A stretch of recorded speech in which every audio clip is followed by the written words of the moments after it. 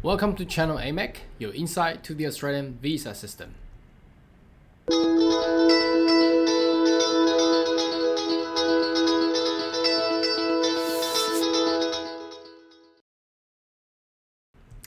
G'day everyone, my name is Carl Young, your migration agent, online, in the cloud. Today, I would like to take this opportunity to thank all the viewers for giving us all the subscriptions and the thumbs ups.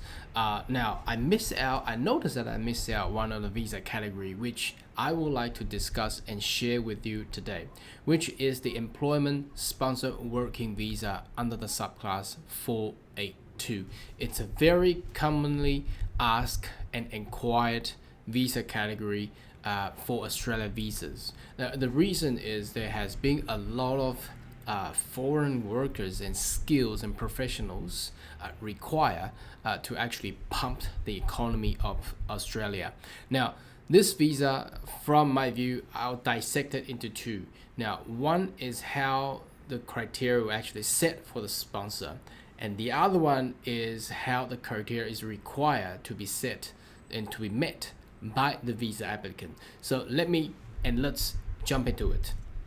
Okay, now first of all, this is Australian immigration's website, which you will be able to find it easily via Google. What you're gonna do is just type in homeaffairs.com.au, maybe a space, and then put 482, then you will be able to land in this page. So as you can see, the page has putting in sections of short-term stream and medium-term stream and labor agreement streams. Okay, now I'm not going to go into detailed labor agreement stream today, but I would like to discuss more about the short-term stream and medium-term stream. So basically they are categorized into two different occupation lists.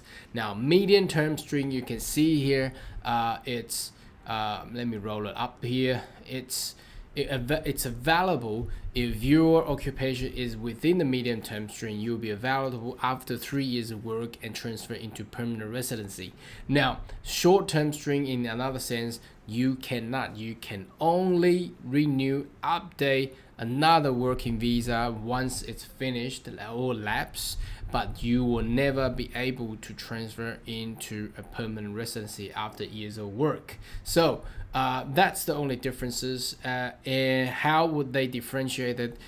Australian immigration does changes the contents of these occupation lists generally on January of the year or July of the year. Okay, so let's jump into the short-term stream first. Now, before we do that, both stream require to have a standard business sponsor. Now, how do you know that your sponsor or yourself is able to sponsor someone?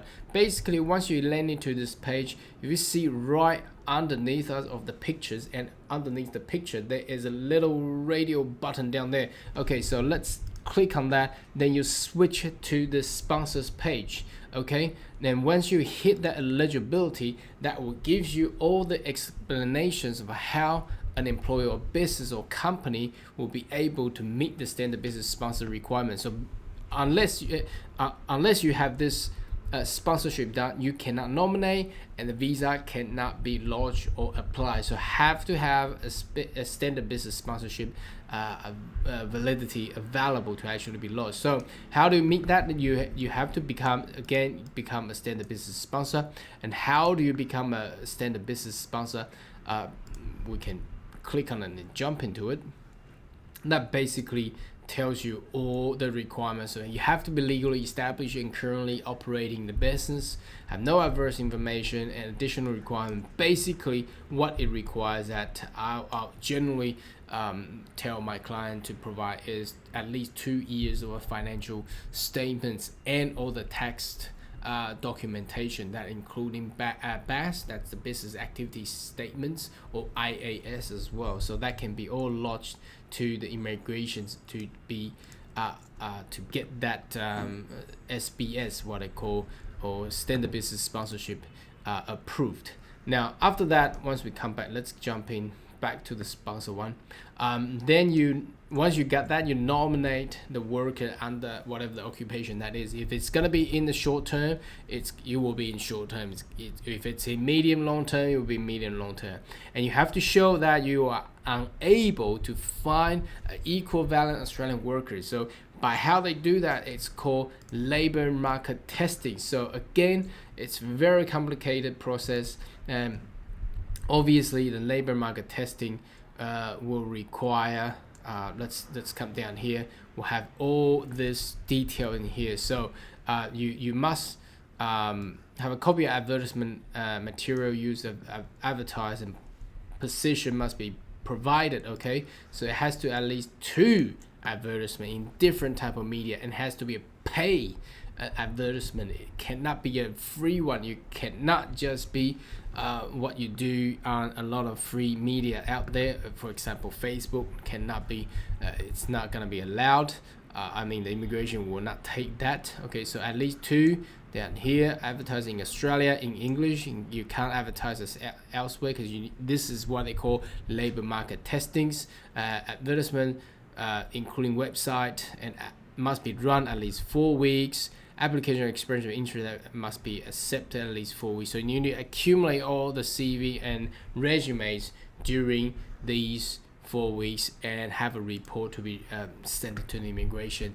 And you have to pay the annual market salary rate. And at the moment is $53,900. And obviously that goes to different type of occupation, has a different rate as well. So it must be a genuine position. Of course, you cannot create it. So a restaurant should not nominate an accountant, and a media company should not nominate a chef. So this just doesn't make sense. So it has to be whatever the occupation or industry that you're in, and nominate whatever the industry's occupational skills are required. Engagement or nominee under written contract has to have a written contract done. It cannot just be an offer. So it's getting very, very strict, and cannot engage any discriminatory practice. So meaning that you're treating the Australian workers better than treating an overseas worker. You cannot do that. Everybody has to be equal. Okay. The employment condition has to be met for Australian workers again, and no adverse information. Okay, so that's basically what the employers require to have. Now let's switch to the applicants. Okay, so the applicant has to be, if it's short term, there's no age limit, no age requirement. And the holder has to have an appropriate visa if they're in Australia. You can't have no visa, or you cannot holding some sort of visa pending for an appeal or hearing, and have complied previous visas conditions. You cannot breach previous visas condition, and again, of course, be nominated and working under your nominating employer. So it's just not to have someone nominated on you and you put them somewhere else to work. You cannot do that.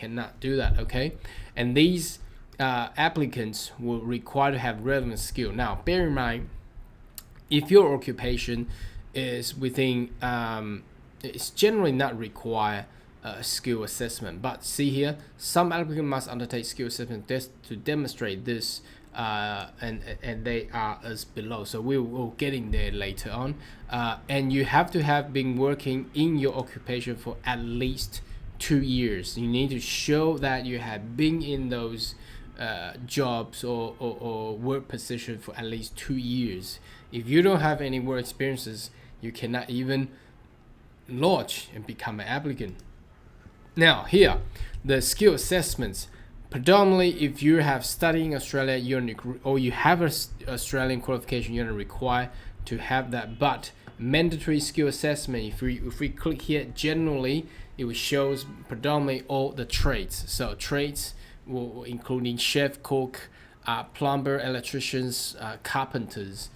Those one will require to have skill assessment. Now skill assessment has a validity of 3 years again. Now of course you need to have health insurance and health requirement character, blah blah blah. That's all goes on. So, and you need to have an English requirement. So minimum standards here, it's For the short term will be, let's have a look, it should be about IELTS of a level 5. Let's have a look. So short term stream, if we go down here, you need to have at least 5. Okay, now if we go up to medium stream, you need to have a 5 as well. But bear in mind, at the time of transferring into a permanent residency, your English requirement has to be incompetent in a competent level, not incompetent. Okay, so that's equivalent to IELTS level of 6 across 4 bands. Now let's jump back to the immigration website down here. Let's go back 1 steps and let's see how the medium term will be like. I believe it will be almost identical apart from the occupation list. So if we go to eligibility here, again, no age required, and you need to hold visas, not breach visa condition. You have to be nominated by a sponsor, and the nominating employer, you have to be working under your nominee.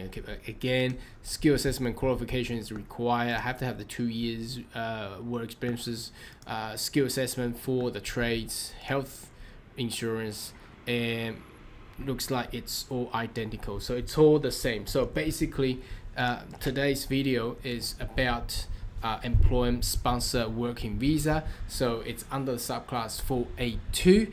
So there are 2 sections. One is a requirement to become a standard business sponsor. The other one is for the visa applicant. Now, visa applicant does have 2 streams. One comes into short-term stream. One is a medium-term stream. So the 2, how to differentiate it is from the occupation that you're gonna choose, or whatever the occupation that you are in. Anyway, if you do have further question or query, more than welcome to leave a comment or send me an email, inquire within either Facebook or YouTube. And should you like our channel, consider to subscribe, and I see you next video. Goodbye.